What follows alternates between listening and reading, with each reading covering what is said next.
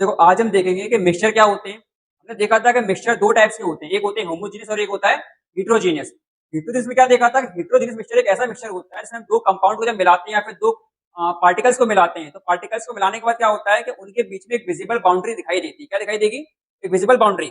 तो हम एक पार्टिकल लेते हैं अपना वाटर और एक लेते हैं अपन सैंड। जब हम सैंड को वाटर में मिक्स करेंगे, तो सैंड को वाटर में मिक्स करने के बाद आप अगर ध्यान से देखो तो यहाँ पर सैंड पूरी तरह से वाटर में मिक्स नहीं होगी। आप बेशक से घोल दो पूरी तरीके से, तो कितना भी चलाने के बाद जो सैंड है वो सैंड वाटर में मिक्स नहीं हो रही है। आप देख पा रहे हो नीचे सैंड के पार्टिकल्स अलग हैं और वाटर अलग जा रहा है। तो ये जो लाइन है, जिस लाइन से आपको सैंड के पार्टिकल्स अलग और वाटर पार्टिकल्स अलग दिखाई दे रहे हैं, वही कहलाती है विजिबल बाउंड्री, जहां से हमारे सॉल्यूशन या फिर मिक्सचर दो अलग अलग पार्ट्स में डिवाइड हो जाता है। क्लियर है?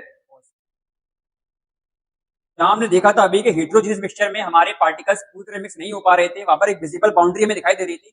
अब हम बात करते हैं होमोजीनियस के बारे में। तो होमोजीनियस मिक्सचर के लिए हम लेके आ रहे हैं अपने पास सॉल्ट, और सॉल्ट को जैसे ही हम पानी में घोलेंगे, तो पानी में घोलने के बाद आप अगर ध्यान से देखो तो सॉल्ट के पार्टिकल्स आपको नीचे अलग से बैठे हुए नहीं दिखाई देंगे। तो ये जो मिक्सचर है, जिस मिक्सचर में आपको पार्टिकल्स अलग से बैठते हुए दिखाई ना दे, वो मिक्सचर कौन सा कहलाता है?